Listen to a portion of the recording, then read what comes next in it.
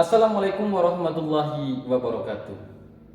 Anak-anakku sekalian, bagaimana kabar kalian hari ini? Semoga saya jumpa semuanya dalam keadaan sehat serta dalam lindungan Allah Subhanahu wa taala. Tetap semangat ya dalam belajar. Anak-anakku sekalian, pada kesempatan ini kita membahas materi tentang jinayah. Apa itu jinayah?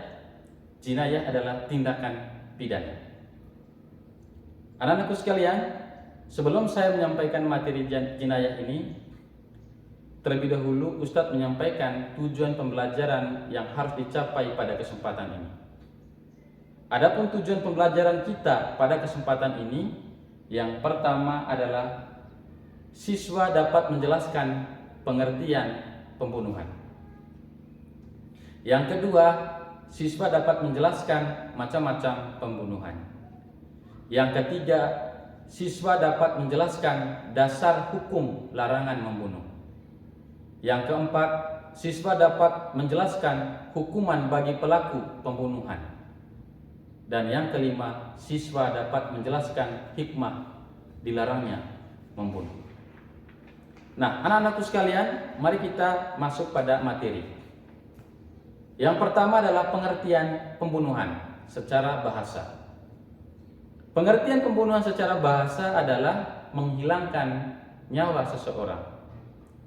Sedangkan secara istilah, perbuatan manusia yang menghilangkan nyawa seseorang dengan menggunakan alat yang mematikan atau alat yang tidak mematikan, yang dilakukan dengan sengaja maupun tidak sengaja. Nah, perbuatan yang dilarang di dalam hukum pidana Islam disebut dengan istilah jarimah. Apa itu jarimah? Jarimah adalah perbuatan dosa atau perbuatan kejahatan yang dilarang secara syariat. Baik itu perbuatan mengenai jiwa seseorang maupun harta. Nah, itulah pengertian pembunuhan secara bahasa maupun secara istilah. Anak-anakku sekalian, selanjutnya adalah macam-macam pembunuhan. Macam-macam pembunuhan itu dibagi menjadi 3. Yang pertama adalah pembunuhan sengaja, al-qatlu al-amdi. Yang kedua adalah pembunuhan seperti sengaja, qatlu sibuhu al-amdi. Dan yang ketiga adalah pembunuhan karena kesalahan, qatlu al-khata. Nah, anak-anakku sekalian, kita membahas satu persatu tentang macam-macam pembunuhan. Yang pertama adalah pembunuhan sengaja. Jadi pembunuhan sengaja ini pembunuhan yang telah direncanakan sebelumnya untuk menghilangkan nyawa seseorang dengan menggunakan alat yang mematikan. Biasanya motif orang melakukan pembunuhan sengaja ini didasari dengan faktor iri atau dendam. Ada persoalan yang sebelumnya, lalu kemudian ada niat untuk menghilangkan nyawa seseorang.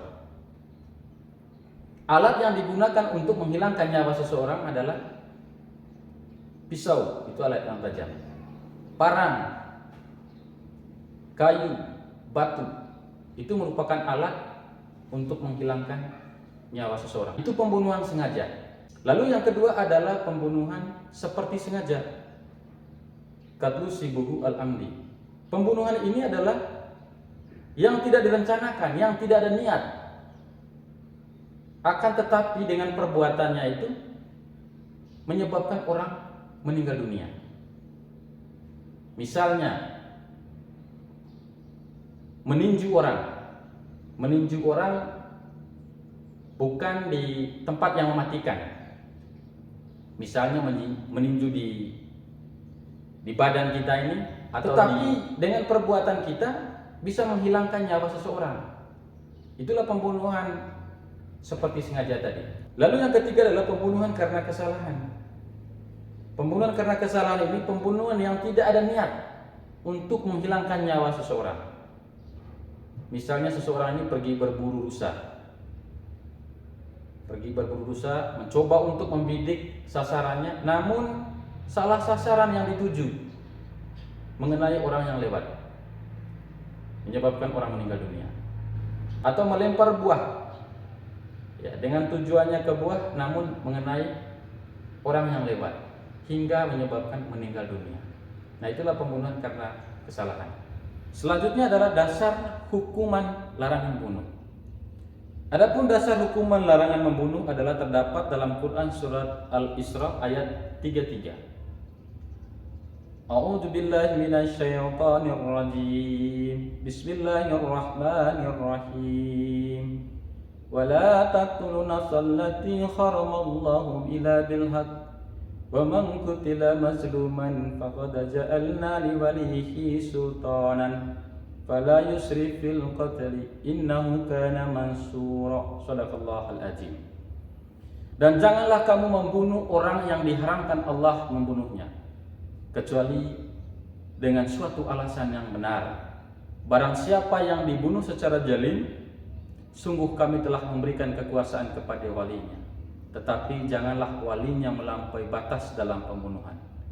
Sesungguhnya dia adalah orang yang mendapat pertolongan. Quran surat Al-Isra ayat 33. Nah, anak-anakku sekalian, ayat ini menegaskan larangan pembunuhan. Jika terjadi di antara dua pihak saling membunuh tanpa ada alasan yang dibenarkan secara syara, maka keduanya masuk neraka jahanam, baik yang membunuh maupun yang terbunuh. Nah, anak-anakku sekalian, perlu diperhatikan bahwa larangan membunuh itu terdapat dalam Quran surat Al-Isra ayat 33, juga An-Nisa ayat 92 dan 93. Nah, selanjutnya anak-anakku sekalian adalah hukuman bagi pelaku pembunuh. Yang pertama adalah hukuman bagi pelaku pembunuh sengaja. Apa hukumannya? Hukumannya anak-anakku sekalian dengan kisos. Apa itu kisos? Kisos itu adalah balasan serupa. Balasan serupa terhadap perbuatan yang dilakukan oleh pelaku. Misalnya dia membunuh orang di matanya seseorang, atau di hidungnya, atau di telinganya, maka kisos itu balasan yang serupa nanti dikisos di tempat yang sama. Ketika dia membunuh seseorang di matanya, maka di tempat itu juga nanti akan dikisos. Dan kisos ini adalah diserahkan sepenuhnya kepada hakim. Kita tidak boleh main hakim sendiri. Namun, apabila keluarga korban ini mau memaafkan terhadap pelaku pembunuhan, maka ada sanksi, yaitu diat mughalazah. Apa itu diat mughalazah, anak-anakku sekalian? Diat mughalazah itu adalah diat berat, denda berat bagi pelaku pembunuhan. Berupa apa? Berupa 100 ekor unta. Kalau tidak ada 100 ekor unta, diganti 200 ekor sapi. Kalau tidak ada 200 ekor sapi, diganti dengan 2000 ekor kambing. Nah, itulah sanksi diat mughalazah bagi pelaku pembunuhan jikalau keluarga korban mau memaafkan terhadap pelaku pembunuhan. Dan itu dibayar secara tunai, diambil dari harta pembunuh. Lalu yang kedua, anak-anakku sekalian, hukuman bagi pelaku pembunuhan seperti sengaja atau mirip dengan sengaja. Hukumannya adalah tidak dikisas, namun didiat mughalazah.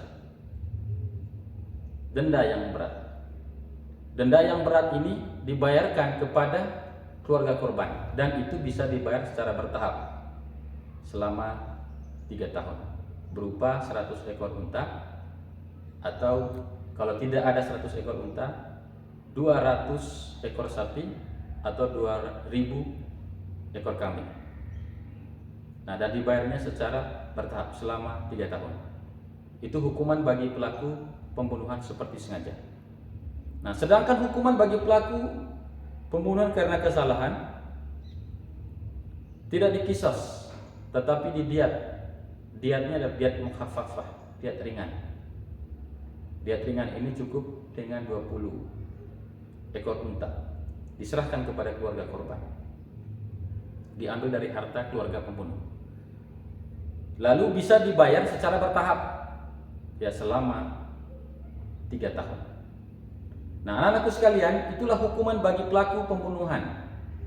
Baik itu pembunuhan sengaja, pembunuhan seperti sengaja, atau pembunuhan karena kesalahan. Selanjutnya adalah hikmah dilarangnya membunuh. Anak-anak sekalian, Islam itu menerapkan larangan membunuh itu adalah tujuannya tidak lain dan tidak bukan untuk memelihara kehormatan dan keselamatan jiwa manusia.